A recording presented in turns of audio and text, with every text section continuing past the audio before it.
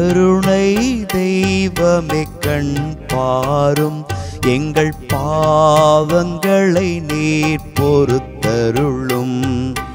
கருணை தெய்வமே கண் பாரும், எங்கள் பாவங்களை நீர் பொறுத்தருளும்.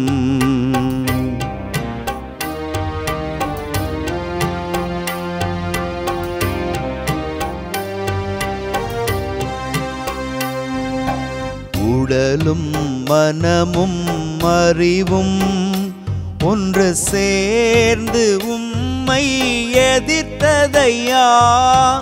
உடலும் மனமும் அறிவும் ஒன்று சேர்ந்து உம்மை எதிர்த்ததையா. தேவ வாக்கின் வழியை மனம் பன்முறை அறிந்தும் வெறுத்ததையா.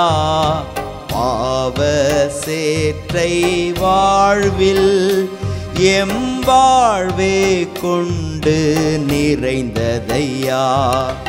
கருணை தெய்வமே கண் பாரும், எங்கள் பாவங்களை நீர் பொறுத்தருளும்.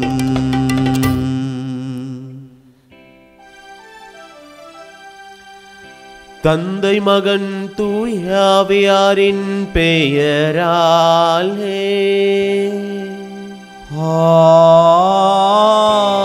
ஆமென். நம் ஆண்டவராகிய இயேசு கிறிஸ்துவின் அருளும் கடவுளின் அன்பும் தூய ஆவியாரின் நட்புறவும் உங்கள் அனைவரோடும் இருப்பதாக. ஆன்மாவோடும் இருப்பதாக. அன்புக்குரியவர்களே, இன்று மிக முக்கியமான நாள்.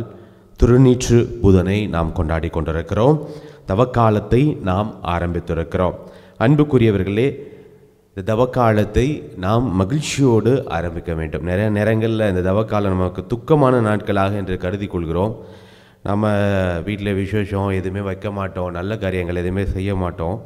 அதுக்கு என்ன காரணம் நாம் நினைக்கிறோம் அப்படின்னு சொன்னால், இந்த நாட்கள் ஏதோ கெட்ட நாட்கள் அப்படிங்கிற மாதிரி நம்ம மனசில் நினச்சிக்கிறோம். அது அல்ல, மாறாக இந்த நாட்கள் நம்மையே நம்முடைய வாழ்வை அலசி ஆராய்ந்து பார்த்து, என்னுடைய வாழ்வு கடவுள் பக்கம் இருக்கிறதா, கடவுளோடு நான் இருக்கிறேனா என்று சிந்தித்து பார்த்து, நான் தவறி இருந்தால், தவறான பாதையில் சென்றிருந்தால் நான் மீண்டும் கடவுள் பக்கம் திரும்பி வர வேண்டும் என்று சொல்லி கடவுளோடு அதிக நேரத்தை நான் செலவிட்டு என் மனதை நான் மாற்ற வேண்டும், பாவ வாழ்க்கையிலிருந்து நான் விடுபட வேண்டும் என்று சொல்லி நாம் நம்முடைய வாழ்வை மாற்றுவதற்கான ஒரு அற்புதமான நாட்களாக இந்த நாட்களை நாம் எடுத்துக்கொள்ள வேண்டும்.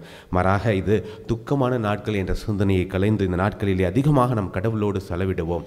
நம்ம ஒரு பரபரப்பான வாழ்க்கையில் வாழ்ந்துட்டு இருக்கோம். கொஞ்சம் நிதானமாக நிறுத்தி நம்முடைய வாழ்வு எப்படிப்பட்டதாக இருக்கிறது என்று சிந்தித்து பார்ப்போம்.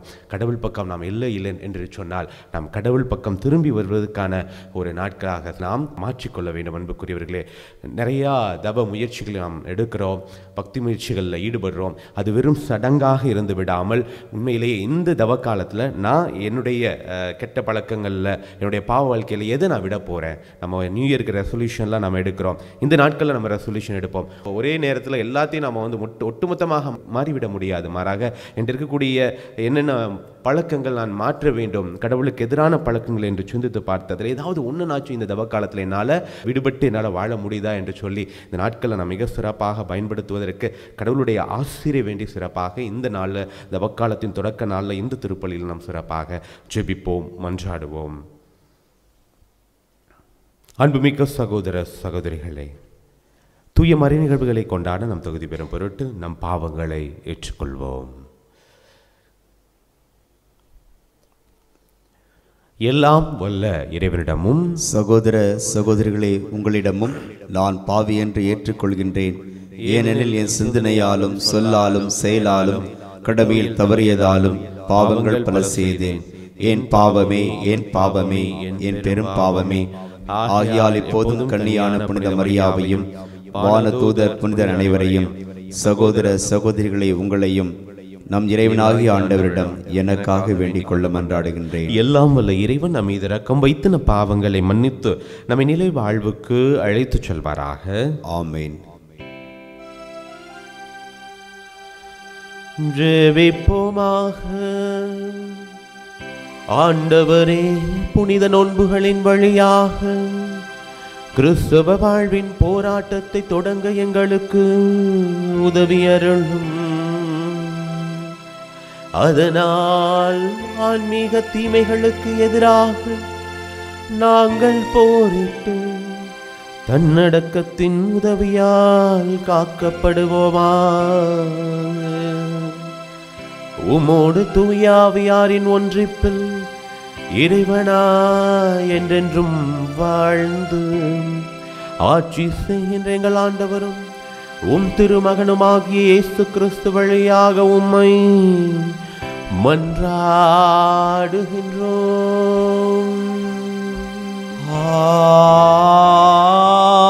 ஆமென். முதல் வாசகம். நீங்கள் உடைகளை கிழித்து கொள்ள வேண்டாம், இதயத்தை கிழித்து கொள்ளுங்கள். இறைவாக்கினர் யோவேல் நூலிலிருந்து வாசகம். அதிகாரம் 2, இறை வார்த்தைகள் 12 முதல் 18 முடிய. ஆண்டவர் கூறுகிறார், இப்பொழுதாவது உண்ணா நோன்பிருந்து அழுது புலம்பிக் கொண்டு உங்கள் முழு இதயத்தோடு என்னிடம் திரும்பி வாருங்கள். நீங்கள் உங்கள் உடைகளை கிழித்து கொள்ள வேண்டாம், இதயத்தை கிழித்து கொண்டு உங்கள் கடவுளாகிய ஆண்டவரிடம் திரும்பி வாருங்கள். அவர் அருள் நிறைந்தவர், இரக்கம் மிக்கவர், நீடிய பொறுமை உள்ளவர், பேரன்பு மிக்கவர், செய்ய கருதிய தீங்கை குறித்து மனம் மாறுகின்றவர். ஒருவேளை அவர் தம் மனதை மாற்றிக்கொண்டு உங்கள் கடவுளாகிய ஆண்டவருக்கு தானிய படையலையும் நீர்ம படையலையும் நீங்கள் அளிக்குமாறு உங்களுக்கு ஆசி வழங்குவார். இதை யார் அறிவார்? சியோனில் எக்காலம் ஊதி எச்சரியுங்கள். புனிதமான உண்ணா நோன்புக்கென நாள் குறியுங்கள். வழிபாட்டு பேரணியை திரட்டுங்கள். மக்களை திரண்டு வர செய்யுங்கள். புனித கூட்டத்திற்கு ஏற்பாடு செய்யுங்கள். முதியோரை கூட்டி வர செய்யுங்கள். பிள்ளைகளையும் பால் குடிக்கும் குழந்தைகளையும் ஒரு சேர கூட்டுங்கள். மணமகன் தன் அறையை விட்டு வெளியேறட்டும், மணமகள் தன் மஞ்சத்தை விட்டு புறப்படட்டும். ஆண்டவரின் ஊழியர்களாகிய குருக்கள் கோவில் மண்டபத்திற்கும் பலிபீடத்திற்கும் இடையே நின்று அழுத வண்ணம், ஆண்டவரே, உம் மக்கள் மீது இரக்கம் கொள்ளும், உமது உரிமை சொத்தை வேற்றினத்தார் நடுவில் நிந்தைக்கும் பழி சொல்லுக்கும் ஆளாக்காதீர் என சொல்வார்களாக. அவர்களுடைய கடவுள் எங்கே என வேற்றினத்தார் கூறவும் வேண்டுமோ? அப்பொழுது ஆண்டவர் தம் நாட்டின் மேல் பேரார்வம் கொண்டு தம் மக்கள் மீது கருணை காட்டினார். ஆண்டவரின் அருள்வாக்கு. இறைவனுக்கு நன்றி.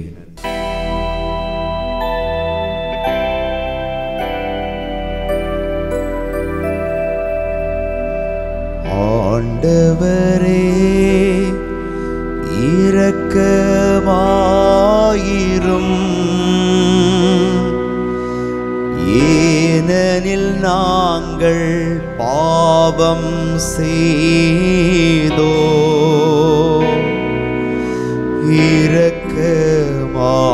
இரக்கமாயிரும். ஆண்டவரே, இரக்கமாயிரும், ஏனெனில் நாங்கள் பாவம் செய்தோ.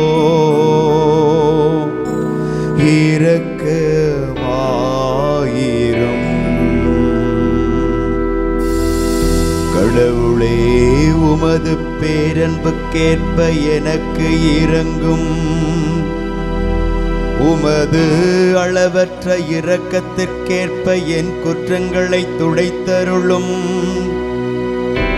என் தீவினை முற்றிலும் நீங்கும்படி என்னை கழுவியருளும்.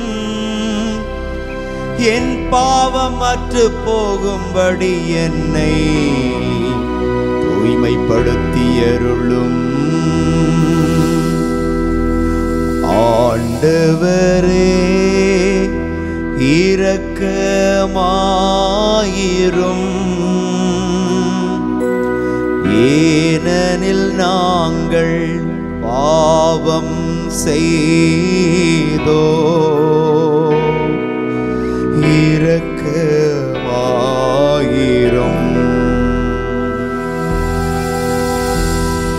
ஏனெனில் என் குற்றங்களை நான் உணர்கின்றேன். என் பாவம் எப்போதும் என் மனக்கண் முன் நிற்கின்றது.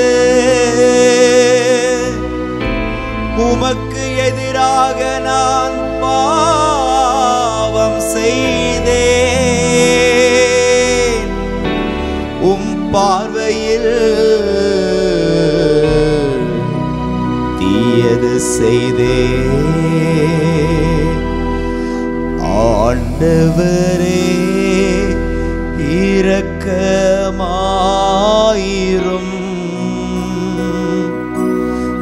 ஏனெனில் நாங்கள் பாவம் செய்தோ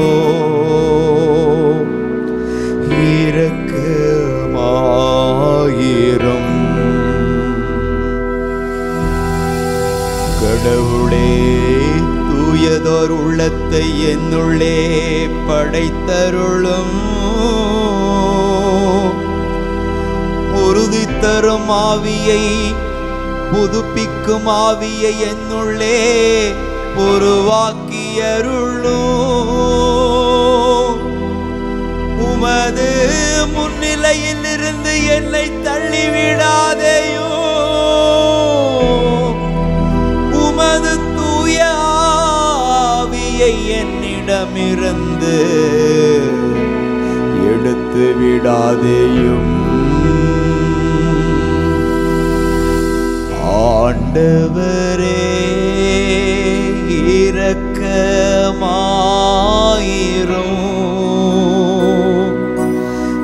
ஏனெனில் நாங்கள் பாவம் செய்தோ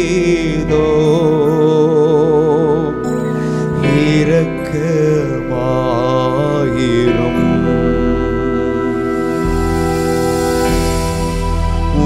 மீட்பின் மகிழ்ச்சியை மீண்டும் எனக்கு அளித்தருளும்.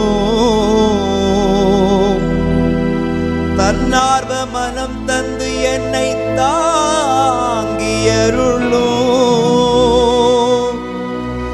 என் தலைவரே, என் இதழ்களை திறந்தருளும். அப்பொழுது என் வாய் உமக்கு புகழ் சாற்றிடும். ஆண்டவரே இரக்கமாயிரும்.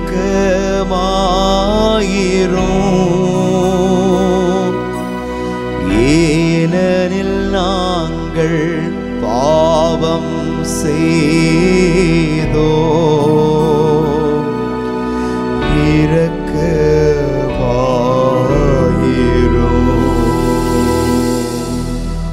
இரண்டாம் வாசகம். கடவுளோடு ஒப்புரவாகுங்கள், இதுவே தகுந்த காலம். திருத்தூத பவுல் கொரிந்தியருக்கு எழுதிய 2ஆம் திருமுகத்திலிருந்து வாசகம். அதிகாரம் 5, திருவசனங்கள் 20-6 முடிய. மீண்டும் 2. சகோதர சகோதரிகளே, நாங்கள் கிறிஸ்துவின் தூதுவர்களாய் இருக்கிறோம். கடவுளே எங்கள் வாயிலாக வேண்டுகோள் விடுக்கிறார். ஆகவே கடவுளோடு ஒப்புரவாகுங்கள் என்று கிறிஸ்துவின் சார்பில் நாங்கள் மன்றாடுகிறோம். நாம் கிறிஸ்து வழியாய் தமக்கு ஏற்புடையவராகுமாறு கடவுள் பாவமறியாத அவரை பாவநிலை ஏற்க செய்தார். நீங்கள் கடவுளிடமிருந்து பெற்றுக்கொண்ட அருளை வீணாக்க வேண்டாம் என அவரோடு இணைந்து உழைக்கும் நாங்கள் கேட்டுக்கொள்கிறோம். தகுந்த வேளையில் நான் உமக்கு பதில் அளித்தேன், விடுதலை நாளில் உமக்கு துணையாய் இருந்தேன் என கடவுள் கூறுகிறார். இதுவே தகுந்த காலம். இன்றே மீட்பு நாள். ஆண்டவரின் அருள்வாக்கு. இறைவனுக்கு நன்றி.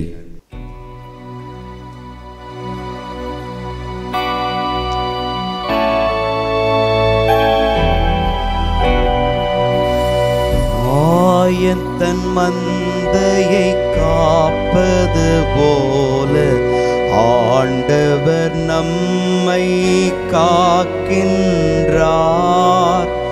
ஆயன் தன் மந்தையை காப்பது போல ஆண்டவர் நம்மை காக்கின்றார்.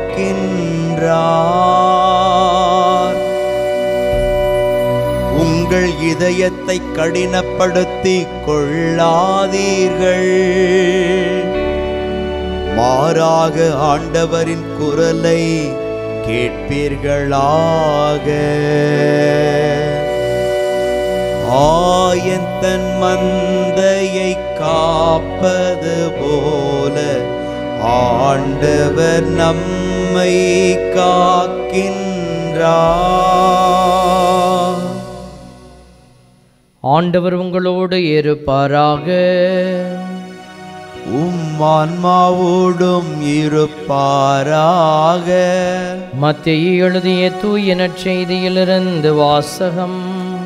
ஆண்டவரே, மாட்சி உமக்கே. அதிகாரம் 6, இறை வார்த்தைகள் 1 முதல் 6 முடிய, மீண்டும் 16 முதல் 18 முடிய. இயேசு தம் சீடரை நோக்கி கூறியது: மக்கள் பார்க்க வேண்டுமென்று அவர்கள் முன் உங்கள் அறச்செயல்களை செய்யாதீர்கள். இதை குறித்து நீங்கள் எச்சரிக்கையாயிருங்கள். இல்லையென்றால் உங்கள் விண்ணக தந்தையிடமிருந்து உங்களுக்கு கைமாறு கிடைக்காது. நீங்கள் தர்மம் செய்யும்போது உங்களை பற்றி தம்பட்டம் அடிக்காதீர்கள். வெளிவேடக்காரர் மக்கள் புகழ வேண்டுமென்று தொழுகை கூடங்களிலும் சந்துகளிலும் நின்று அவ்வாறு செய்வர். அவர்கள் தங்களுக்குரிய கைமாறு பெற்றுவிட்டார்கள் என உறுதியாக உங்களுக்கு சொல்லுகிறேன். நீங்கள் தர்மம் செய்யும்போது உங்கள் வழக்கை செய்வது இடக்கைக்கு தெரியாதிருக்கட்டும். அப்பொழுது நீங்கள் செய்யும் தர்மம் மறைவாயிருக்கும். மறைவாய் உள்ளதை காணும் உங்கள் தந்தையும் உங்களுக்கு கைமாறு அளிப்பார். நீங்கள் இறைவனிடம் வேண்டும் பொழுது வெளிவேடக்காரரை போல் இருக்க வேண்டாம்.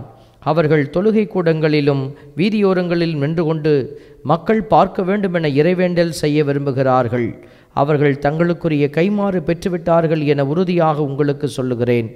ஆனால் நீங்கள் இறைவனிடம் வேண்டும் பொழுது உங்கள் உள்ளறைக்கு சென்று கதவை அடைத்து கொண்டு மறைவாய் உள்ள உங்கள் தந்தையை நோக்கி வேண்டுங்கள். மறைவாய் உள்ளதை காணும் உங்கள் தந்தையும் உங்களுக்கு கைமாறு அளிப்பார். மேலும் நீங்கள் நோன்பு இருக்கும்போது வெளிவேடக்காரரை போல முகவாட்டமாய் இருக்க வேண்டாம். தாங்கள் நோன்பு இருப்பதை மக்கள் பார்க்க வேண்டுமென்றே அவர்கள் தங்கள் முகங்களை விகாரப்படுத்தி கொள்ளுகிறார்கள். அவர்கள் தங்களுக்குரிய கைமாறு பெற்றுவிட்டார்கள் என உறுதியாக உங்களுக்கு சொல்லுகிறேன். நீங்கள் நோன்பு இருக்கும்போது உங்கள் தலையில் எண்ணெய் தேய்த்து முகத்தை கழுவுங்கள். அப்பொழுது நீங்கள் நோன்பு இருப்பது மனிதருக்கு தெரியாது. மாறாக மறைவாயிருக்கிற உங்கள் தந்தைக்கு மட்டும் தெரியும். மறைவாய் உள்ளதை காணும் உங்கள் தந்தையும் உங்களுக்கு ஏற்ற கைமாறு அளிப்பார். ஆண்டவரின் அருள்வாக்கு.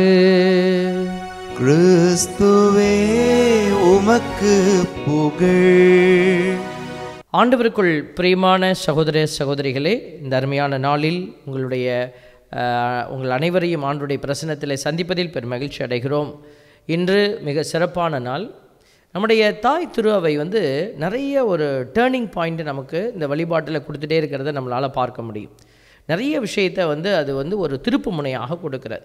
இன்றைக்கி பாருங்கள், ஏதோ ஒரு வழிபாடுன்னா ஒன்றில் ஆரம்பித்து அப்படியே போகிறதில்ல. ஒரு திடீர்னு ஒரு மாற்றங்கள், திருவருகை காலம், அப்போ ஒரு அட்வென்ட் சீசனில் ஒரு சிந்தனை, அப்புறம் திருவழிபாட்டு சிறப்பு காலங்கள், சிறப்பு ஃபீஸ்ட்டு, இது மாதிரி நிறைய ஒரு காரியத்தை அது அவ்வப்பொழுது நமக்கு மாற்றி மாற்றி கொடுக்குறது.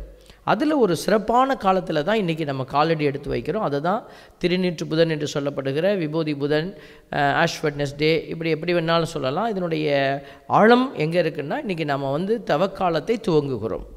முதல்ல மனநிலையில் நம்ம இதுக்கு தெளிவான ஒரு முடிவோடு நம்ம இருக்கணும். இன்றைக்கி நம்ம தவக்காலத்தை துவங்குகிறோம். தவக்காலம் என்பது ஏதோ ஒரு வழிபாட்டு முறைமையின் காலம் மட்டுமல்ல, அந்த வழிபாடு நம் ஒவ்வொருவரையும் அழைக்கிறது. It is calling you individually. அப்போது உங்களை நான் என்ன செய்ய போகிறேன் இந்த தவக்காலத்தில் அப்படின்னு எல்லாரும் யோசிக்கணும். இதில் வெள்ளிக்கிழமை ஜெபமாலை இது வைப்பாங்க, சிலுவை பாதம் வைப்பாங்க, அப்புறம் ஆஷ் வெட்னஸ்டேக்கு துண்ணூறு பூசுவாங்க, இதுதான் நடக்கும் அப்படின்னு நம்ம நினைக்கக்கூடாது. எல்லாருக்கும் தனிப்பட்ட அழைப்பு இந்த தவக்காலத்தில் கொடுக்கப்படுகிற இந்த தவக்காலம் அப்படிங்கிறதனுடைய ஆழத்தை நம்ம புரிந்து கொள்ள வேண்டும். இன்றைக்கி வாசகங்கள் எல்லாம் நமக்கு அதுக்கான அடையாளத்தை கொடுக்கிறது. லென்ட் அப்படின்னு சொன்னால் அது ஒரு ஓல்டு இங்கிலீஷ்லேருந்து, அதாவது பழைய ஆங்கிலத்திலிருந்து அந்த வார்த்தை டெரிவேட் பண்ணப்பட்டு எடுக்கப்பட்டிருக்கிறது. அந்த வார்த்தையினுடைய அர்த்தம் என்னென்னா ஸ்ப்ரிங், நியூ பர்த் அப்படின்னு சொல்கிறாங்க. ஸ்ப்ரிங்குன்னா உங்களுக்கு தெரியும், அந்த இலையுதிர் காலம் முடிஞ்சு பனிக்காலம் ஆரம்பித்து, பனிக்காலம் முடிஞ்சு அப்புறம் இலைகள் மீண்டும் துளிர்க்கிற அந்த ஒரு சுகமான நாட்கள், அது ஒரு புதிய ஒரு உயிர் ஆற்றலோடு நம்ம உலகத்தை பார்க்கிற ஒரு நாட்கள், அதுதான் அது நியூ பர்த் அப்படின்னு நம்ம சொல்கிறோம். அப்போ இப்படிப்பட்ட ஒரு அடையாளத்தை தான் இந்த லென்ட்டுங்கிற வார்த்தை உள்ளுக்குள்ளே வைத்திருக்கிற. அப்போது வாழ்க்கையை புதுப்பிப்பது, இதுதான் இந்த லென்ட்டினுடைய உள்ளார்ந்த நோக்கமாக இருக்கிறது. ஒவ்வொருத்தரும் அவங்கவுங்களுடைய வாழ்க்கையை புதுப்பிக்கணும். பல நேரம் நம்ம என்ன செய்கிறோன்னா, அடுத்தவங்கள பார்த்து என் பிள்ளை நல்லா இருக்கணும், என் பிள்ளை ஒழுங்காக இருக்கணும், என் பையன் நல்லா இருக்கணும், என் பொண்ணு நல்லா இருக்கணும், புருஷன் நல்லா இருக்கணும், என் மனைவி நல்லா பாருங்கள். இந்த தவக்காலத்தில் மட்டும் கொஞ்சம் நம்ம சுயநலமாக பயணிக்கவும் அழைக்கப்படுகிறோம். கண்டிப்பாக உதவி செய்யணும். இந்த நேரத்தில் நாம் ஒழுங்காக இருக்கிறோமா, அதை சுயநல பயணம். இது இந்த விஷயத்தில் மட்டும்தான் சுயநல பயணம், செல்ஃப் ட்ராவலிங்னு நம்ம சொல்லுவோம். நமக்குள்ளேயே நம்ம பயணித்து பார்ப்பது. அப்போது இந்த வாழ்க்கையை நம்ம புதுப்பிக்கிறதுனா எப்படி புதுப்பிக்கிறது, யாருக்காக புதுப்பிக்கிறது? இப்போ மகன் வந்தார் அப்படின்னா, இயேசுசாமி வந்தார் அப்படின்னா யாருக்காக வந்தார்? தந்தைக்காக வந்தார். தந்தையில் அவர் நிறைந்திருந்தார். அதே போல் வாழ்க்கையை புதுப்பிக்கிற இந்த புது படைப்பாக மாற்றுகிற அடையாளம் என்பது தந்தையில், மகனில், திருச்சபையில். இது மூணையும் நம்ம பார்க்கணும். தந்தை மகன் அப்படின்னு சொன்ன உடனே தூய் ஆவி 2 பேத்துக்கு நடுவில் செயலாற்றுறார். அதனால தான் நம்ம தூய் ஆவி இதில் கொண்டு வரல. அடுத்ததாக நம்ம பார்க்கிற போது திருச்சபை. திருச்சபை நமக்கு ஒரு வழிமுறை, வழிகாட்டுதலை கொடுக்கிறது. இந்த வழிகாட்டுதலின்படி நம்ம என்ன செய்கிறோம், இந்த பயணத்தை மேற்கொள்கிறோம். 40 நாள். உங்களுக்கு இந்த கணக்கீடெல்லாம் தெரியும். 46 நாள் வரும் ஆஷ் வெட்னஸ்டேலேருந்து. முன்னாடி வரலாறுகளை திரும்பி படிக்கிற போது முதல்ல 40 நாள் வச்சுருந்தாங்க, அது சரியாக கணக்கு வரலை. அதுக்கப்புறம் ஒரு போப்பு இது ஆஷ் வெட்னஸ்டே வரைக்கும் பின்னாடி இழுத்து நாட்களை கொஞ்சம் கூட்டி கொடுக்குறாரு. 42 நாள் இருந்ததை இது ஒரு 4 நாள் சேர்த்து 46 நாள் ஆக்கி ஞாயிற்றுக்கிழமைகள் எல்லாம் கழிக்கிறாங்க. ஞாயிற்றுக்கிழமைகள் எல்லாம் அது ஒரு ஃபீஸ்ட் டே மாதிரி. அதில் இந்த தவத்தெல்லாம் கொஞ்சம் ஓரமாக வச்சுட்டு சண்டே ஒழுங்கு, ஞாயிற்றுக்கிழமை ஒழுங்கை கடைபிடிக்கிறதுக்கு தனியாக வைக்கிறாங்க. ஆக மொத்தம் 40 நாள் கணக்கில் வரணும்னு அவங்க விரும்புகிறாங்க. இந்த 40 நாள் அப்படிங்கிற அந்த எண்ணிக்கை என்னது? 40ங்கிறது இயேசுசாமி 40 நாள் பாலைவனத்தில் இருந்தாருங்கிறது டைரக்ட் மீனிங், நேரடியான ஒரு புரிதல். அப்போ இயேசுவை போல் நம்மளும் 40 நாள் ஒரு பாலைவன அனுபவத்திற்குள்ளே போகணும் அப்படிங்கிறது ஒரு உணர்வு. இந்த 40 நாளுங்கிறது இயேசு போனார் அப்படின்னா இயேசு எதுக்கு உள்ளே போனார்? 40 நாளுடைய அடையாளம் இயேசுவுக்கு வைக்கப்படுகிறதே ஏன் அப்படின்னு நம்ம பார்க்குற போது, பாலைவனத்தில் இஸ்ரேல் மக்களை கடவுள் மீட்டெடுத்து வரும்போது 40 ஆண்டுகள் அவங்க என்ன செய்தாங்க, பாலைவனத்தில் கடவுள் அவர்களை வைத்து புடமிட்டு புதிய இனமாக மாற்றுறார். புதிய இனம்னா என்ன இனம் அப்படின்னு நீங்கள் பார்த்தீங்கன்னாக்க, கடவுள் விரும்புகிற மனநிலை உள்ள மக்களாக அவர்களை வெளியில் கொண்டு வரார். அப்போ கடவுள் விரும்புகிற மனநிலைனா ஒழுக்கமாக வாழுதல், கட்டளைகளை கடைபிடித்தல், கடவுளை முன்னாடி வைக்கிறது, அயலார் மீது அன்பு, இதுதான் அந்த கட்டளைகளினுடைய ஒரு ஆழமான நிலை. இதையெல்லாம் உணர்கிற ஒரு இனம் வெளியில் வர்றது. அப்படிப்பட்ட ஒரு புது இனத்தை உருவாக்கத்தான் 40 ஆண்டுகள் கடவுள் அந்த மக்களை புடமிட்டார் பாலைவனத்தில். அதே உணர்வு தான் இயேசுசாமி ஒவ்வொரு மனுஷனும் தனிப்பட்ட விதமாக நாம் புது பிறப்பு அடையணுன்னா இந்த பாலைவன அனுபவத்துக்குள்ளே போகணும்னு சொல்லித்தான் இயேசுசாமி இந்த பாலைவனத்துக்குள்ளே டைரெக்டாக போய் இருந்து நமக்கு ஒரு அடையாளம் காட்டி இருக்கிறாரு. இப்போது நமக்கு பாலைவனம் கிடையாது. இயேசுசாமி இருந்த இடத்துல பாலைவனம்னு ஒன்று இருந்துச்சு. ஆனால் நாம் இப்போ பாலைவனத்தை நம்மளுடைய வாழ்க்கை சூழலில் உருவாக்கி தான் இந்த பாலைவன அனுபவத்துக்குள்ளே போகணும். அதுக்கு தான் திருச்சபை நமக்கு சில டெரிவேட்டிவ்ஸ், சில வழிமுறைகளை கொடுக்குறார். அப்போ இந்த கிறிஸ்துவினுடைய இந்த பாலைவன அனுபவத்தில் கிறிஸ்துவின் பாடுகளோட நம்ம என்ன செய்கிறோம், பயணிக்கிறோம். கிறிஸ்துவின் பாடுகளோடும் கிறிஸ்துவின் இறப்போடும் நீங்கள் கடந்து வரணும். கிறிஸ்துவின் இறப்பை கடந்து வருதல் எப்படி? அவருடைய பாடுகளை ஏற்ற பிள்ளைகளாக. அப்போ தான் நமக்கு கிடைக்க போகிற மாட்சி என்பது உயிர்த்தெழுகிற அந்த அபிஷேக உயர்வு மாட்சி கிடைக்க போகுது.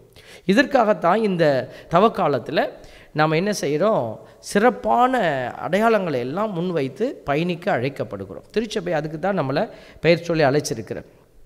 இப்போ நம்ம பார்க்குறோம், இந்த திருநீற்று புதன், இந்த ஆஷ் வெட்னஸ்டே குறித்து விவிலியம் ஏதாவது பேசுகிறதா? விவிலியத்தில் இந்த மாதிரி ஒரு எக்ஸாக்டாக ஒரு கான்செப்ட் இருக்குதா அப்படின்னா எக்ஸாக்டாக நம்ம வந்து திருநீற்று புதன் இப்படி தான் கொண்டாடணும் அப்படின்னு எங்கேயுமே இல்லை, பைபிளில் நம்ம பார்க்க முடியாது.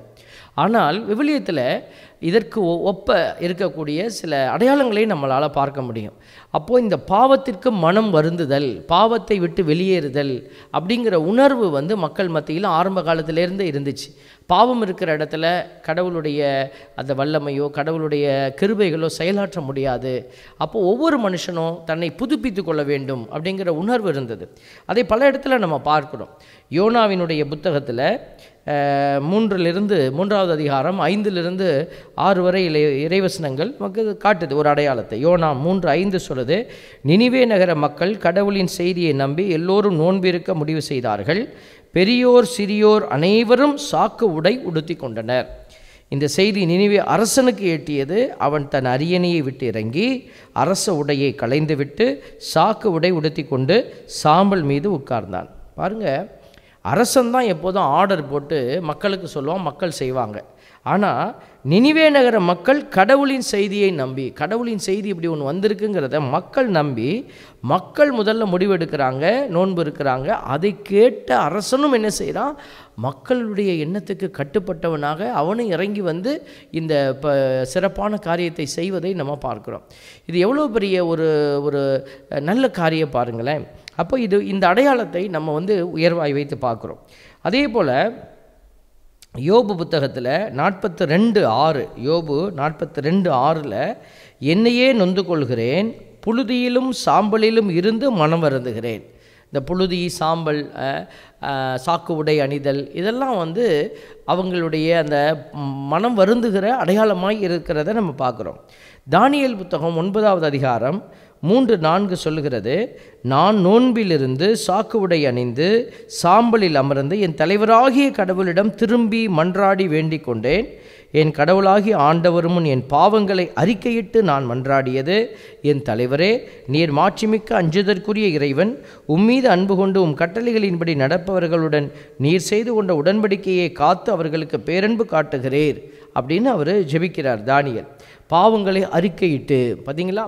அப்போது இந்த அறிக்கை செய்கிற போது, இதற்காக மனம் வருந்துகிற அடையாளத்தை நம்ம எடுத்துக்கொள்கிற போது கடவுளுக்கு ஒரு அருமையான செய்தியை நம்ம சொல்லுகிறோம். ஸோ இந்த அடையாளங்கள் எல்லாமே இன்றைக்கி பார்த்திங்கனாக்க புதிய ஏற்பாட்டில் இருக்குதா, புதிய ஏற்பாட்டில் இதுக்கான குறிப்பு இருக்குதா அப்படி தேடினான்னா மத்தேயு நற்செய்தி 6வது அதிகாரம், இன்றைக்கி நற்செய்தியில் நம்ம வாசித்த அந்த அடையாளங்கள் அதுக்கு ஒரு நல்ல ஒரு சான்றாக அமைகிறது. அதில் என்ன சொல்லப்பட்டிருக்கிறது, மேலும் நீங்கள் நோன்பு இருக்கும்போது வெளிவேடுக்காரரை போல இருக்கக்கூடாது, நோன்பு இருக்கும்போது தலையில் எண்ணெய் தேய்த்து முகத்தை கழுவு, நோன்பு இருப்பது மனிதருக்கு தெரியக்கூடாது, மாறாக மறைவாய் இருக்கிற உங்கள் தந்தைக்கு மட்டும் தெரியட்டும், மறைவாய் உள்ளதை காணும் உங்கள் தந்தை உங்களுக்கு ஏற்ற கைமாறு அளிப்பார்.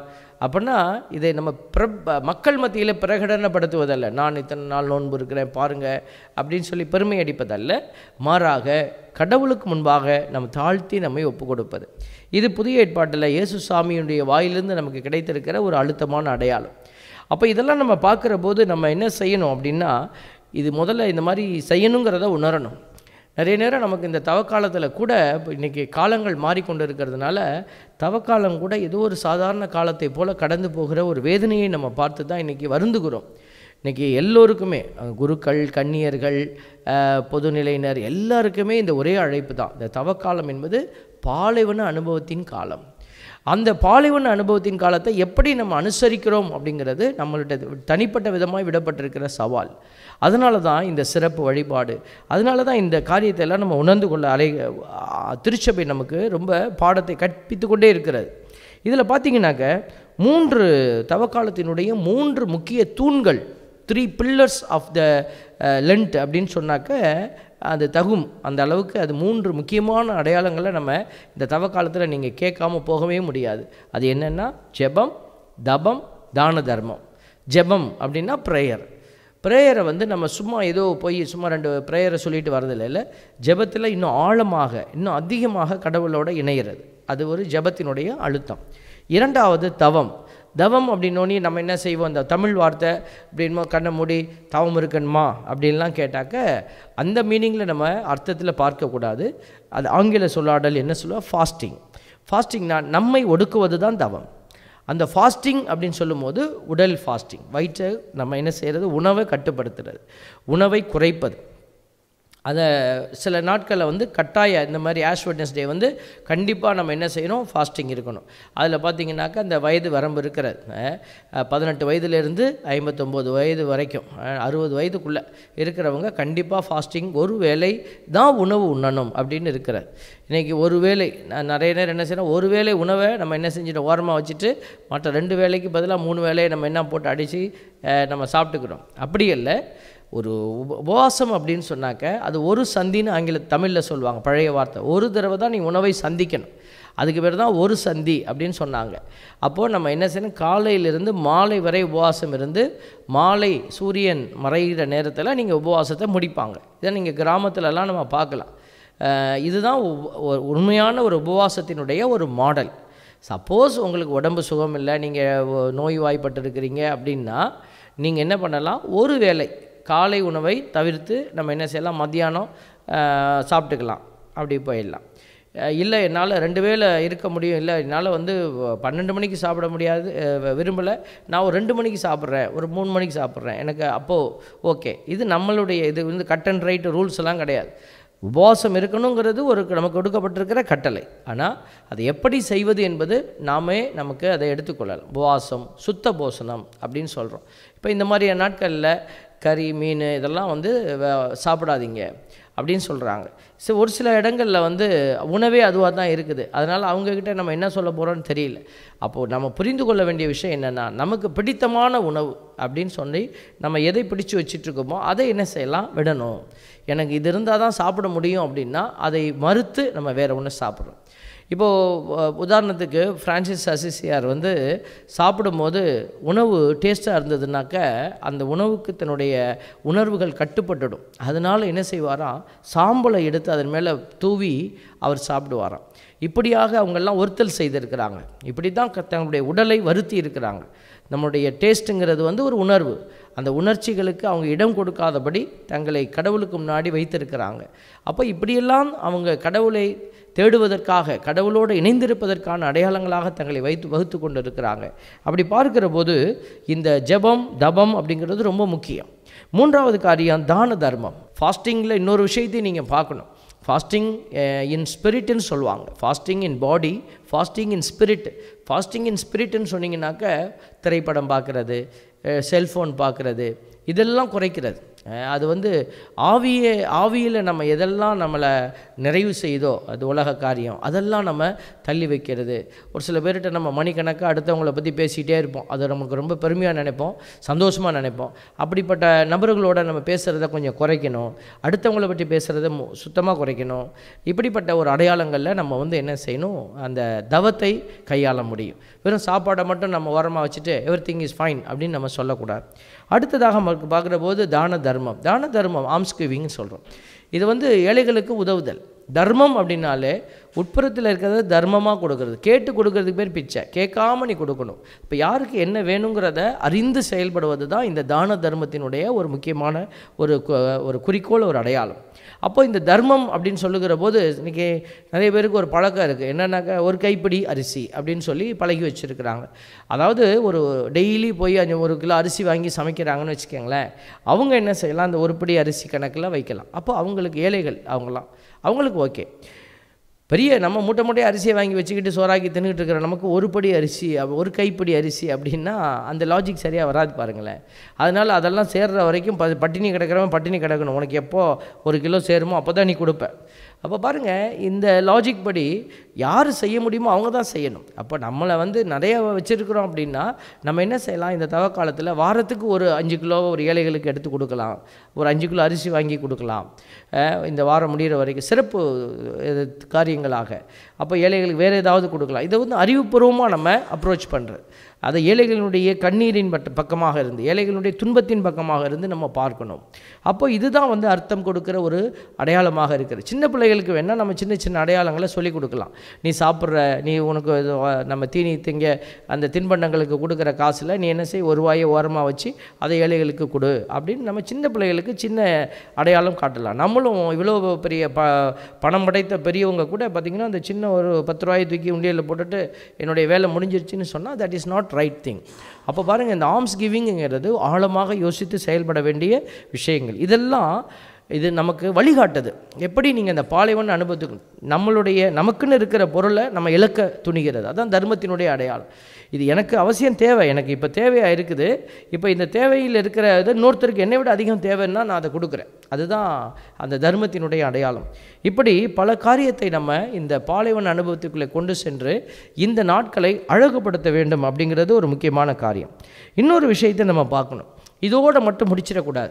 இதெல்லாம் ஆரம்ப நிலையில் நமக்கு செயல்படுத்த வேண்டிய, நிறைய நேரம் நம்ம பல வருஷமாகியும் அதே ஆரம்ப நிலையிலேயே நின்றுடுவோம். எப்படி 10 பேத்துக்கு சோறு போட்டேன், நான் அசனம் போட்டேன், நான் அன்பு விருந்து கொடுத்தேன், இதெல்லாம் ஓகே, செய்யக்கூடாதுன்னு இல்லை. அதை தாண்டி நம்ம மேலே போகணும். அதுதான் கடவுள் விரும்புகிற உண்மையான நோன்பு எது அப்படின்னு ஆண்டவர். இப்போ இதுவே கொடுக்க விரும்பாதவங்க எப்படி பெரிய விஷயத்தை கொடுக்க முடியும்? அப்போ சின்னதிலிருந்து நம்ம பழகி கொண்டு அடுத்ததுக்கு போகணும். அதை தான் எசையா 58 3வது இறைவசனத்திலிருந்து ஆண்டவர் சொல்கிறத நம்ம பார்க்குறோம். நீங்கள் உண்ணா நோன்பிருந்து உடம்பை நீங்கள் வைத்த காய போட்டு அதை கொடுத்தா அதில் எனக்கு என்ன இருக்க முடியும்? நான் கேட்குற நோன்பு வேறு. ஆண்டவர் அதான் சொல்கிறார் பாருங்க. ஒருவன் தன்னை ஒடுக்கிக் கொள்ளும் நாளையா நான் உண்ணா நோன்பி நாளாக தெரிந்து கொள்வது? ஒருவன் நாணலை போல் தன் தலையை தாழ்த்தி சாக்கு உடை சாம்பலை அணிந்து கொள்வதா எனக்கு ஏற்ற நோன்பு? இது மட்டும் செஞ்சிட்டா போதுமா? அவர் சொல்கிறார் பாருங்க. கொடுமை தலைகளை அவிழ்ப்பது, நுகத்தின் பிணையல்களை அறுப்பது, ஒடுக்கப்பட்டோரை விடுதலை செய்து அனுப்புவது, எவ்வகை நுகத்தையும் உடைப்பதன்றோ நான் தெரிந்து கொள்ளும் நோன்பு? பசித்தோருக்கு உங்கள் உணவை பகிர்ந்து கொடுப்பதும், தங்க இடமில்லா வறியோரை உங்கள் இல்லத்திற்கு அழைத்து வருவதும், உடையற்றோரை காணும்போது அவர்களுக்கு உடுக்க கொடுப்பதும், உங்கள் இனத்தாருக்கு உங்களை மறைத்து கொள்ளாதிருப்பதும் அன்றோ நான் விரும்பும் நோன்பு? நிறைய பேருக்கு நம்ம என்ன செய்கிறோம்? மறைத்து கொள்கிறோம். நமக்கு என்னத்துக்கு அது கவலை அப்படின்னு நம்ம முகத்தை திருப்பிட்டு போகிறோம் பாருங்கள். அதைத்தான் கடவுள் இன்றைக்கி கேள்வி கேட்குறார். அப்போது இன்றைக்கி அருமையான நாளில் நீங்கள் யோசித்து பாருங்கள். ஆண்டவருடைய பிள்ளைகள் இப்படிப்பட்ட காரியங்கள் எல்லாம் இந்த தவக்காலத்தில் தொடரும். அப்போ இந்த தவக்காலத்தினுடைய முதல் நாளிலேயே நீங்கள் திட்டமிடல் செய்ய வேண்டும். நிறைய பேர் இந்த தியானங்களை கூட நாங்கள் பார்க்குறோம், கடைசி வாரத்தில் கொண்டு போய் வைப்பாங்க. கடைசி வாரத்தில் வச்சு அடுத்த வாரம் பார்த்திங்கனாக்கா ஹோலி வீக், அதில் என்ன பலன் இருக்க முடியும்னு எங்களுக்கு தெரியல. ஏன்னா நாள் முடிய போகுது, உடனே தியானம் முடித்து அந்த வாரம் பார்த்திங்கன்னா பரிசுத்த வாரம் ஆரம்பிச்சிடும். பெரிய வியாழன், பெரிய வெள்ளி, அப்புறம் பார்த்திங்கன்னா ஈஸ்டர் வந்துடும், அப்புறம் பிரியாணியோடு அதை முடிஞ்சிடும். தயாரிக்கிறதுக்கு காலமே இல்லை.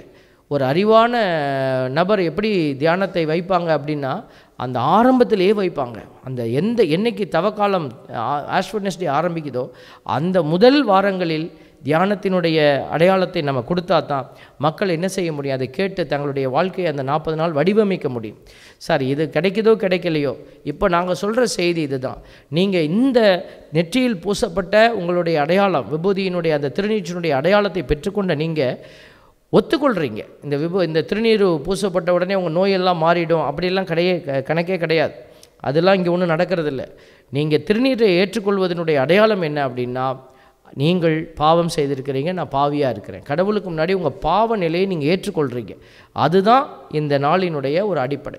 ஏற்றுக்கொண்ட பிள்ளைகள் உடனே என்ன செய்யணும்? அந்த பாலைவன அனுபவத்திற்குள்ளே நம்ம போக ஆரம்பிக்கணும். இப்போ ஒருத்தருக்கு ஒரு நோயின்னா உடனே என்ன செய்யணும்? ட்ரீட்மெண்ட்டுக்குள்ளே போவாங்க. அதே மாதிரி தான்.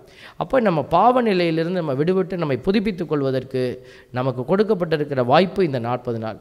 இந்த 40 நாளில் கடவுளும் இரக்கமாய் செயல்படுவார். யாரெல்லாம் இந்த 40 நாளை அனுசரிக்கிறாங்க அவங்களுக்கு கடவுள் உதவி செய்வார். இதை டோன்ட் கேர் பாலிசின்னு சொல்லுவாங்க. இதெல்லாம் வரப்பா அப்படின்னு போகிறவங்களை கடவுள் கண்டிப்பாக திரும்பி பார்க்க மாட்டார். காயின் ஆபேல் காணிக்கையை நீங்கள் எப்போதுமே மனசில் வைத்துக்கொள்ளுங்கள். ஆபேல் தான் கொடுத்த எளிய காணிக்கையை அவன் கருத்தாய் கொடுத்தான். காயினும் காணிக்கை கொடுத்தான், ஆனால் கருத்தாய் கொடுக்கல. அதான் பிரச்சனைங்க. அப்போ நீங்கள் இந்த தவ நாட்களை கருத்தாய் நீங்கள் கடவுளுக்கு ஒப்பு கொடுத்து பாருங்கள். கண்டிப்பாக ஆண்டவர் உங்களை நம்முடைய கரத்தில் தாங்கி உங்களை வழிநடத்துவார். யாரெல்லாம் இந்த போராட்டத்தை கடந்து செல்ல விரும்புகிறீர்களோ, இந்த 40 நாளுக்கு பிறகு நடக்க போகிற ஒரு ஆசீர்வாதம் உங்கள் வாழ்க்கையில் மிகப்பெரிய ஒரு ஆசீர்வாதமாக இருக்கும். உங்களுக்கு ஆண்டவர் ஒரு புதிய ஆற்றலையும் புதிய பலத்தையும் தந்திருப்பதை நீங்கள் பார்ப்பீங்க. ஏன்னா நிறைய பேர் சில பாவங்களிலிருந்து விடுபட முடியாதபடி தவித்து நிற்கிறதை நாங்கள் அடிக்கடி பார்க்கிறோம், கேள்விப்படுகிறோம். அப்படிப்பட்டவர்கள் இந்த தவ நாட்களை நீங்கள் பயன்படுத்தி நிறைய நேரம் ஜெபித்து உங்களை ஒடுக்கி நீங்கள் உங்களுடைய உடம்பை கடவுளுக்கு நல்ல ஒரு காணிக்கையாக்கி கொடுத்து இந்த ஏழைகளுக்கு உதவி செய்து இந்த அடிப்படை காரியத்தை எல்லாம் செய்து கடவுளுக்கு முன்னாடி நீங்கள் காத்திருங்க. கண்டிப்பாக மாட்சியில் ஒரு நாள் உயர்த்த போகிற தேவன் அந்த மாட்சிக்குரிய அடையாளத்தை உங்கள்கிட்ட வைப்பார். அப்போ இந்த பாவத்தை எதிர்க்கிற ஒரு வல்லமை, இந்த பாவத்தை விட்டு ஓடுகிற ஒரு வல்லமை, நன்மை செய்ய இறங்கி செல்கிற ஒரு வல்லமை, இப்படிப்பட்ட ஆற்றல் உங்களுக்குள் பெருகி இருப்பதை உங்களால் உணர முடியும். இதுதான் ஆண்டவருடைய பிள்ளைகள், ஆண்டவருக்குள்ளேயே பயணிக்கிற பிள்ளைகள் வெற்றியடைவார்கள் என்பதற்கு சான்றாக அமையப்போகிற ஒரு நல்ல ஒரு தளம். ஆகவே இந்த தவக்காலம் என்கிற இந்த தளத்தை பயன்படுத்தி நீங்கள் ஆண்டவருக்குள் நிறைவாய் பயணிக்க உங்களுக்காக நாங்களும் தொடர்ந்து ஜெபிக்கிறோம். ஆமென். அன்புமிக்க சகோதர சகோதரிகளே, தந்தையாம் கடவுளை நோக்கி பணிவுடன் மன்றாடுவோம். தவத்தின் அடையாளமாக நம் தலைகளின் மீது இடப்படும் திருநீற்றை புனிதப்படுத்த அவர் இரக்கம் கொள்வாராக. இறைவா, எங்கள் தாழ்ச்சியின் பொருட்டு நீர் மனம் இறங்குகின்றீர், பரிகாரங்களினால் மகிழ்கின்றீர். பக்தியுள்ள எங்கள் மன்றாட்டுக்களுக்கு செவிசாய்த்தருளும். திருநீற்றை பூசிக்கொள்ளும் அடியார்கள் மீது உமது ஆசியின் அருளை கனிவுடன் பொழிந்தருளும். அதனால் நாங்கள் தவக்காலத்தின் தவ முயற்சிகளை பின்பற்றி திருமகனின் பாஸ்கா மறைநிகழ்வை கொண்டாடவும் தூய்மைப்படுத்தப்பட்ட மனதுடன் வாழவும் தகுதி பெறுவோமாக. எங்கள் ஆண்டவராகிய இயேசு கிறிஸ்து வழியாக உம்மை மன்றாடுகின்றோம். ஆமென்.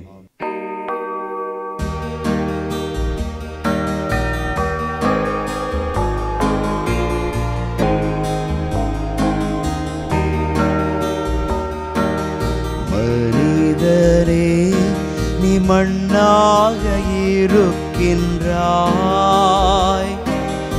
மண்ணுக்கு திரும்புவாய். மறவாதே என்றும், மறவாதே மறவாதே மனிதனே.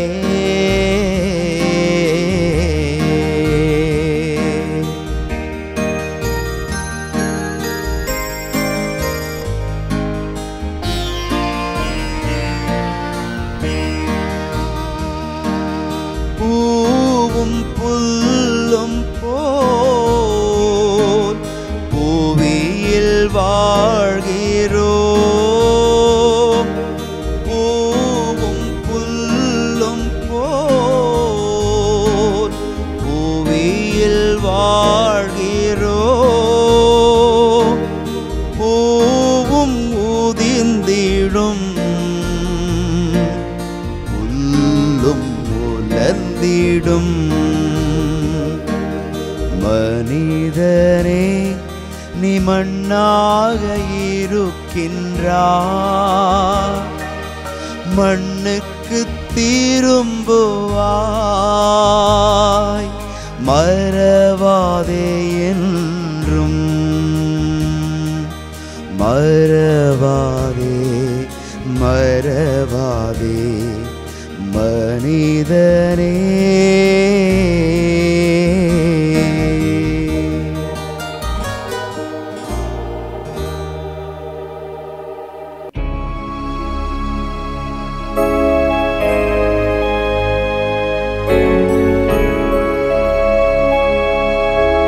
குறை நான் செய்தேன் இறைவா, பாவக்குழியில் விழுந்தேன் இறைவா.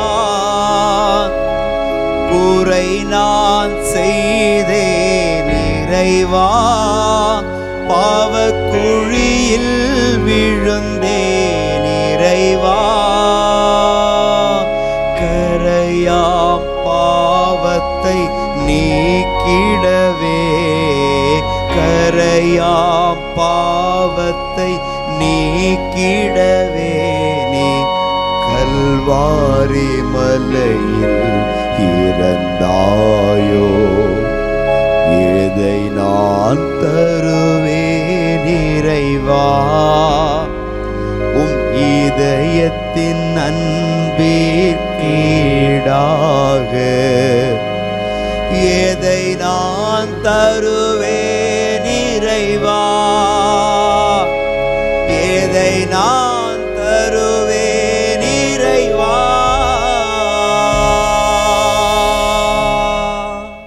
அன்புமிக்க சகோதர சகோதரிகளே, என்னுடையதும் உங்களுடையதுமான இப்பலி எல்லாம் வல்ல தந்தையாகிய இறைவனுக்கு கேட்டதாமடி மன்றாடுங்கள்.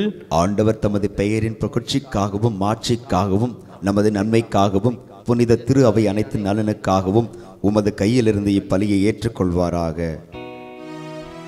ஆண்டவரே, தவக்கால தொடக்கமாக அமையும் இப்பலியை சிறப்பாக உமக்கு ஒப்புக் கொடுக்க உம்மை வேண்டுகின்றோம். தவ செயல்களாலும் பிற அன்பு செயல்களாலும் நாங்கள் தீய ஆசைகளை அடக்குவோமாக. இவ்வாறு பாவத்திலிருந்து தூய்மை பெற்று உம் திருமகனின் பாடுகளை ஆர்வமுடன் கொண்டாட தகுதி உள்ளவர்களாக திகழ்வோமாக. என்றென்றும் வாழ்ந்து ஆட்சி செய்கின்றவர் வழியாக உம்மை மன்றாடுகின்றோம்.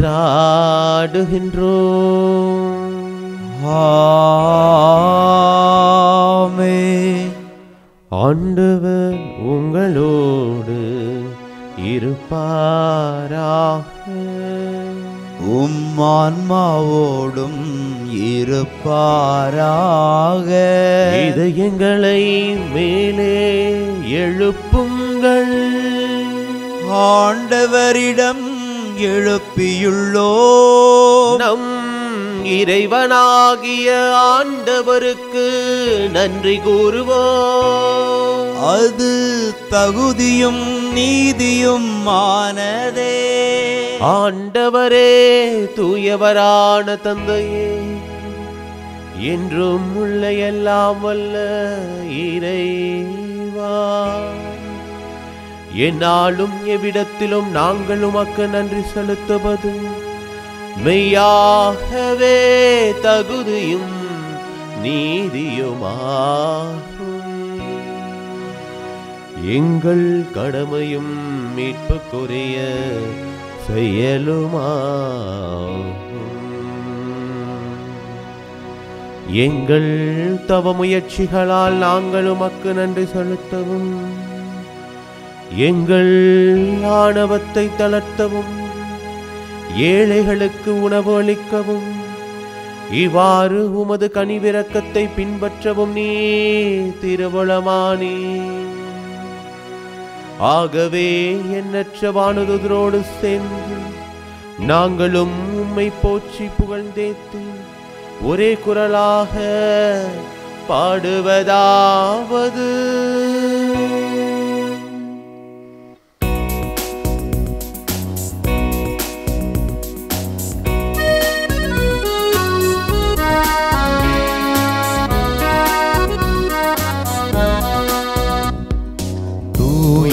தூயவர் தூயவர் வான்படைகளின் கடவுளாம் ஆண்டவர். விண்ணகமும் மண்ணகமும் உமது மாட்சியால் நிறைந்துள்ளன. உன்னதங்களிலே ஓசன்னா, உன்னதங்களிலே ஓசன்னா. ஆண்டவர் பெயரால் வருகிறவர் ஆசீர் பெற்றவர். உன்னதங்களிலே ஓசன்னா, உன்னதங்களிலே ஓசன்னா. ஆண்டவரே, நீர்மையாகவே தூயவர், தூய்மை அனைத்துக்கும் ஊற்று. ஆகவே உம்முடைய ஆவியை பொழிந்த காணிக்கைகளை தூய்மைப்படுத்த உம்மை வேண்டுகின்றோம். இவ்வாறு எங்கள் ஆண்டவர் இயேசு கிறிஸ்துவின் உடலும் இரத்தமுமாக எங்களுக்கு இவை மாறுவனவாக. அவர் பாடுபட உளம் கனிந்து தம்மை கையளித்த போது அப்பத்தை எடுத்து நன்றி செலுத்தி அதை பிட்டு தம் சீடர்களுக்கு அளித்து அவர் கூறியதாவது: அனைவரும் இதிலிருந்து பெற்று உண்ணுங்கள், ஏனெனில் இது உங்களுக்காக கையளிக்கப்படும் என் உடல்.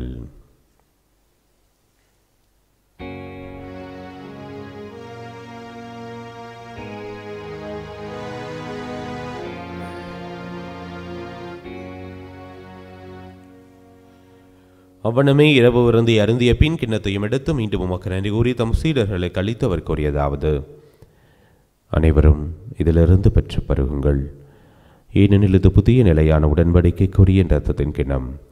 இது பாப மன்னிப்புக்கென்று உங்களுக்காகவும் பலருக்காகவும் சிந்தப்படும். இதை என் நினைவாகச் செய்யுங்கள்.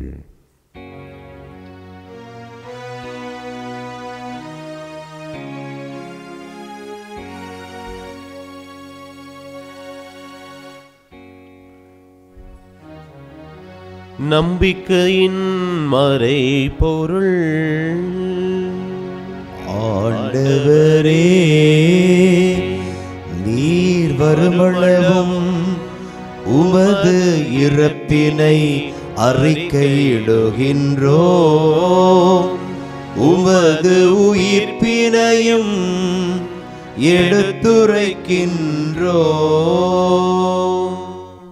ஆகவே ஆண்டவரே, நாங்கள் கிறிஸ்துவின் இறப்பினையும் உயிர்ப்பினையும் நினைவு கூர்ந்து வாழ்வு தரும் அப்பத்தையும் மீட்பளிக்கும் கிண்ணத்தையும் உமக்கு ஒப்புக் கொடுக்கின்றோம்.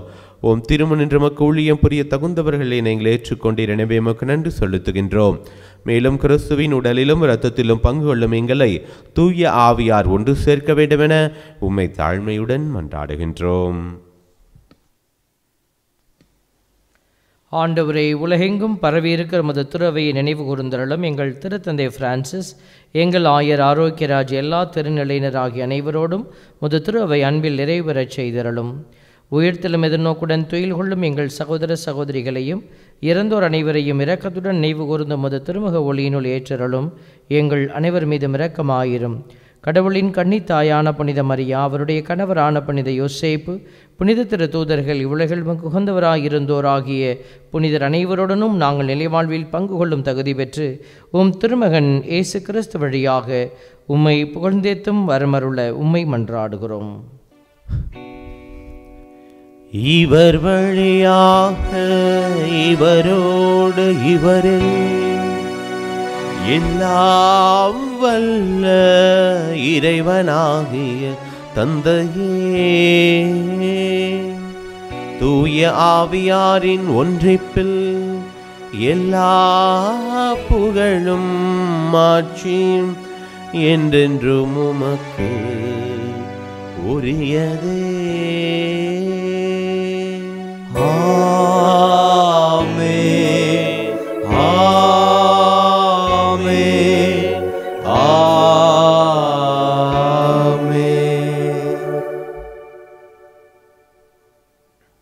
மீட்பரின் கட்டளையால் கற்பிக்கப்பட்டு இறை படிப்பினையால் பயிற்சி பெற்ற நாம் துணிந்து பாடுவோம். விண்ணுலகில் இருக்கின்ற எங்கள் தந்தையே, உமது பெயர் தூயது என போற்ற பெருக, உமது ஆட்சி வருக,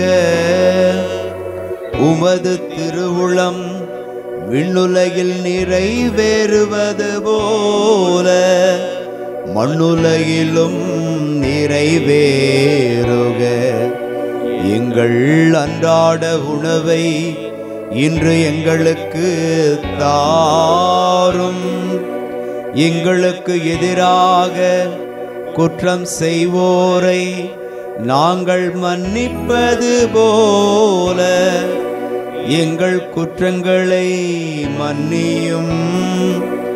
எங்களை சோதனைக்கு உட்படுத்தாதேயும், தீமையிலிருந்து எங்களை விடுவித்தருளும். ஆண்டவரே, தீமை அனைத்திலிருந்தும் எங்களை விடுவித்து எங்கள் வாழ்நாளில் அமைதியை கனிவுடன் அருளும் மன்றாடுகின்றோம். உமது இரக்கத்தின் உதவியால் நாங்கள் பாவத்திலிருந்து எப்போது விடுதலை பெற்று யாதொரு கலக்கமும் இன்றி நலமாயிருப்போமாக. நாங்கள் எதிர்நோக்கி இருக்கும் பேரின்பத்துக்காகவும் எம் மீட்பராகிய இயேசு கிறிஸ்துவின் வருகைக்காகவும் காத்திருக்கின்றோம். ஏனெனில் ஆட்சியும் வல்லமையும் மாட்சியும் என்றென்றும் உமதே. ஆண்டவரே இயேசு கிறிஸ்துவே, அமைதியை உங்களுக்கு விட்டுச் செல்கின்றேன், என் அமைதியையே உங்களுக்கு அளிக்கின்றேன் என்றும் திருத்தூதர்களுக்கு மொழிந்தீர். எங்கள் பாவங்களை பாராமல் உமது திரு அவையின் நம்பிக்கையை கண்ணோக்கி உமது திருவுளத்திற்கு ஏற்பதற்கு அமைதியும் ஒற்றுமை மொழித்திரள்வீராக என்றென்றும் வாழ்ந்து ஆட்சி செய்கின்றவர் நீரே. ஆமென். ஆண்டவருடைய அமைதி உங்கள் அனைவரோடும் என்றும் இருப்பதாக, உம் ஆன்மாவோடும் இருப்பதாக. ஒருவருக்கொருவர் ஆண்டவருடைய அமைதி மகிழ்ச்சியோடு பகிர்ந்து கொள்வோம். சமாதானம்.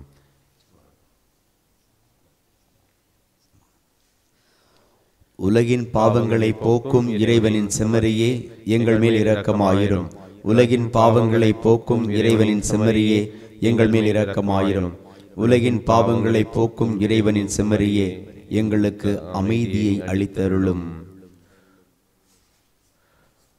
ஆண்டவரே இயேசு கிறிஸ்துவின் திருவுள்ளும் திறத்தமை திருப்புக்கும் தன்னைக்குள்ளாக்காமல் பரிவிறக்கத்தன் மனதிலுக்கும் உடலுக்கும் பாதுகாப்பாகவும் நலமளிக்கும் அருமந்தாகவும் இருப்பனவாகும். இதோ இறைவனின் சுமரே, இவர் உலகின் பாவங்களை போக்குபவர். செம்மறியின் விருந்துக்கு அழைக்கப்பெற்றோர் பேறு பெற்றோர். ஆண்டவரே, நீர் என் இல்லத்தில் எழுந்தருள நான் தகுதியற்றவன். ஆனால் ஒரு வார்த்தை மட்டும் சொல்லி அருளும், எனது ஆன்மா நலம் அடையும். காத்துமித்த வாழ்வளிப்பதாக. ஆமென்.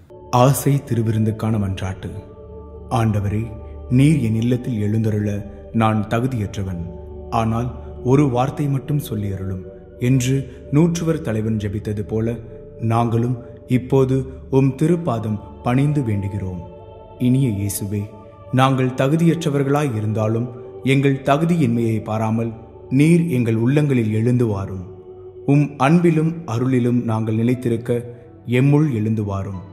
உம் பிள்ளைகளாக, உயிருள்ள உண்மை சாட்சிகளாக, உமது நற்செய்தின்படி வாழ்பவர்களாக எங்களை உருமாற்ற வாரும். தந்தையின் திருவுளப்படி வாழ்ந்திட எங்களுக்கு துணை புரிந்திட வாரும்.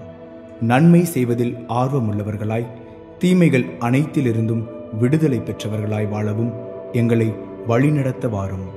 எல்லா நலன்களும் வளங்களும் எங்களை நிரப்ப வாரும். ஆமேன்.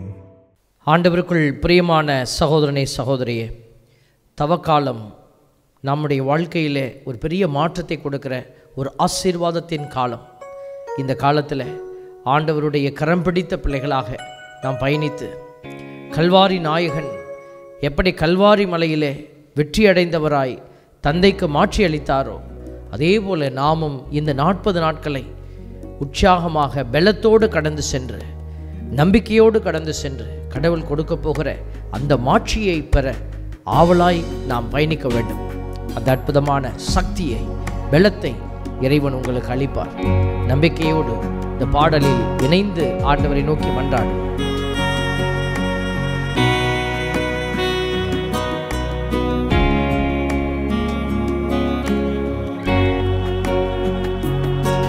கல்வாரி மாமலையோரம் கொடுங்கோர காட்சி கண்டே, கண்ணில் நீர் வழிந்திடுதே, எந்தன் மீட்பர் இயேசுவதோ, எந்தன் மீட்பர் இயேசுவதோ. கல்வாரி மாமலையோரம் கொடுங்கோர காட்சி கண்டே, கண்ணில் நீர் வழிந்திடுதே, எந்தன் மீட்பர் இயேசுவதோ, எந்தன் மீட்பர் இயேசுவதோ. ஆம், ஆண்டவருடைய பிள்ளைகள், இதோ நம் ஆண்டவர் ஊடுருவ குத்தப்பட்டவரை உற்று நோக்கி பயணிக்கிற ஒரு காலம். பாலைவனம் என்கிற ஒரு ஆசீர்வாதத்தை நோக்கிய ஒரு பயணத்திலே தான், பாலைவனத்திலே பயணிக்கத்தான் அழைக்கப்படுகிறோம். ஆண்டவர் பாலை நிலத்திலே தன்னை உருவாக்கி கொண்டார். அவர் அப்படி உருவாக்கின கிருபையினால் தான் கல்வாரி மலை என்கிற அந்த ஒரு பாலைவன அனுபவத்திற்குள் தன்னை கண்டிப்பாக அவரை அழைத்து செல்ல முடிந்தது. உங்களுக்கும் அதே பலத்தை ஆண்டவர் கொடுப்பார். நம்பிக்கையோடு ஆண்டவரில் இணைந்து துதிப்போம்.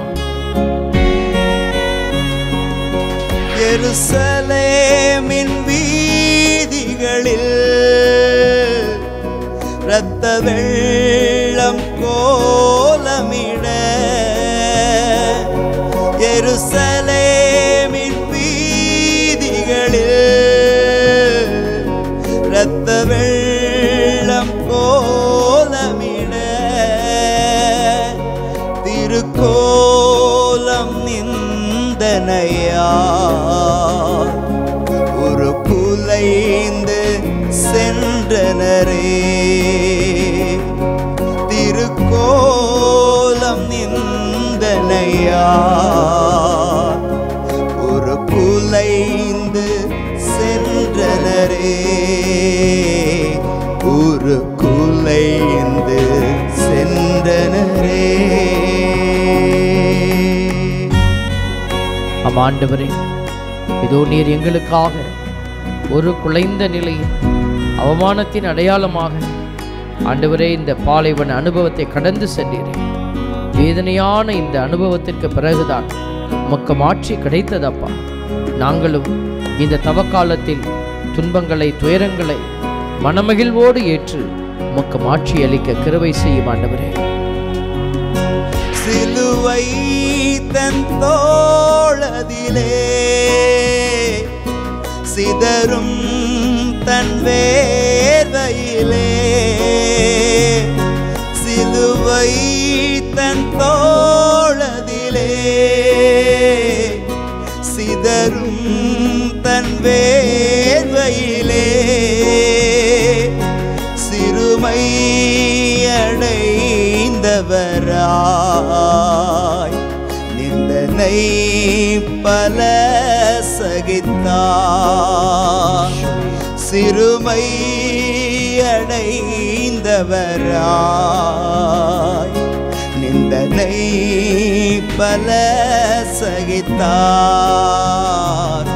நிந்தனை பல சகித்தார். நிந்தனை நமக்காய் சகித்தார். கல்வாரி மாமலையோரம் குறுங்கூர காட்சி கண்டே, கண்ணில் நீர் வழிந்திடுதே. எந்த மீட்பர் இயேசுவதோ, எந்த மீட்பர் இயேசுவதோ. கல்வாரி மாமலையோரம் கொடுங்கோர காட்சி கண்டே,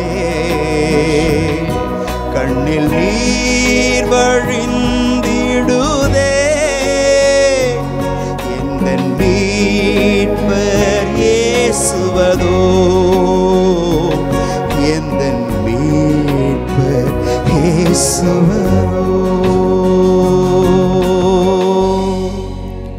எங்கள் அன்பின் பரமபிதாவே, எங்களுக்காக கோர சிலுவை ஏற்று கல்வாரி மலையிலே இதோ உம்முடைய மனித இயல்பையெல்லாம் இழந்து கிடந்த அந்த பாடுகளை நினைத்து சிந்தித்து, ஆண்டவரே, பாடுகளின் வழியாகவே இறப்பை கடந்து செல்ல, அதன் வழியாகவே மாட்சியை அடைய முடியும் என்கிற அற்புதத்தை வெளிப்படுத்தினவரே, நாங்களும் எங்கள் வாழ்க்கையிலே உமக்காக துன்பங்களை ஏற்று இந்த தவக்காலத்திலே சிறப்பான தவ முயற்சிகளை செய்து இதோ உலகத்தை நோக்கி இழுத்து செல்கிற எங்களுடைய உடலை உடைய ஆன்மாவின் பக்கமாக எடுத்து வந்து நாங்கள் வெற்றியடைய, இதோ இந்த தவக்காலத்தில் நடக்க இருக்கிற உலகத்திற்கும் இதோ தெய்வத்திற்குமான ஒரு போரிலே, நன்மைக்கும் தீமைக்குமான ஒரு போரிலே நாங்கள் அனைவரும் வெற்றியடைய எங்களுக்கு நீர் ஆசீர்வாதத்தையும் பலத்தையும் தருவீராக.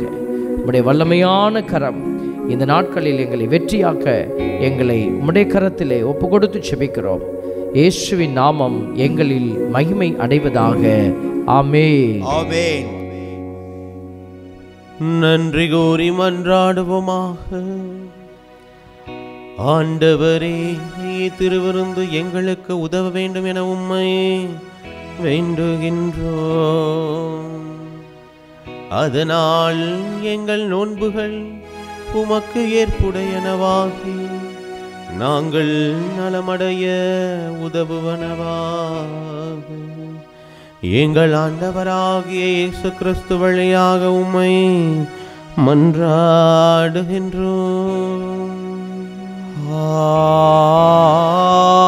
ஆமென். ஆண்டவர் உங்களோடு இருப்பாராக. ஆன்மாவோடும் இருப்பாராக. எல்லாம் வல்ல இறைவன் தந்தை, மகன், தூயாவி உங்கள் ஒவ்வொருவரையும் நிறைவாக ஆசீர்வதிப்பாராக. ஆமென். சென்று வாருங்கள், திருப்பலி நிறைவேறிற்று. இறைவனுக்கு நன்றி.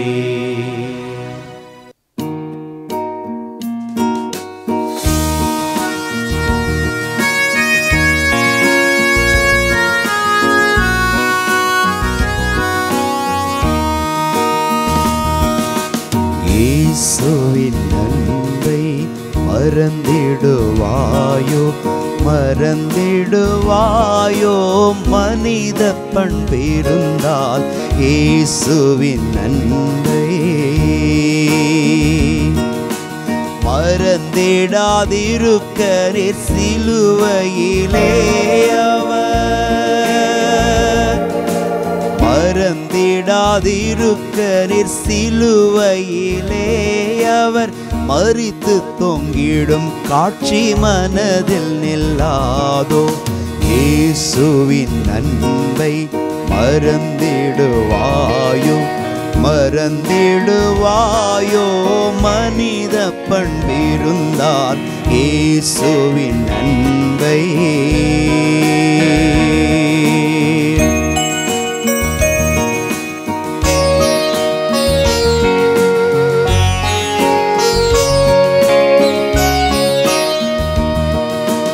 அளவில்லா அன்பு அதிசய அன்பு ஆழம் அகலம் நீளம் எல்லை காணா அன்பு அளவில்லா அன்பு அதிசய அன்பு ஆழம் அகலம் நீளம் எல்லை காணா அன்பு களங்கமில்லா அன்பு கருணை சேரன்பு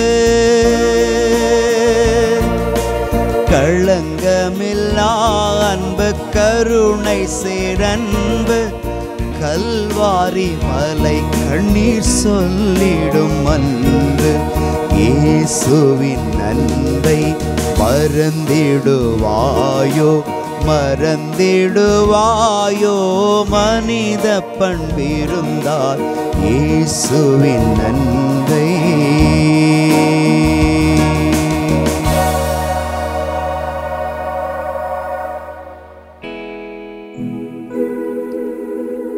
நிலையான புகழுக்குரிய தூய்மை மிகு நற்கருணைக்கு எல்லா காலமும் ஆராதனையும் புகழும் ஆட்சியும் உண்டாக கடவது. தந்தை மகன் தூய ஆவியாரின் பெயராலே ஆமென்.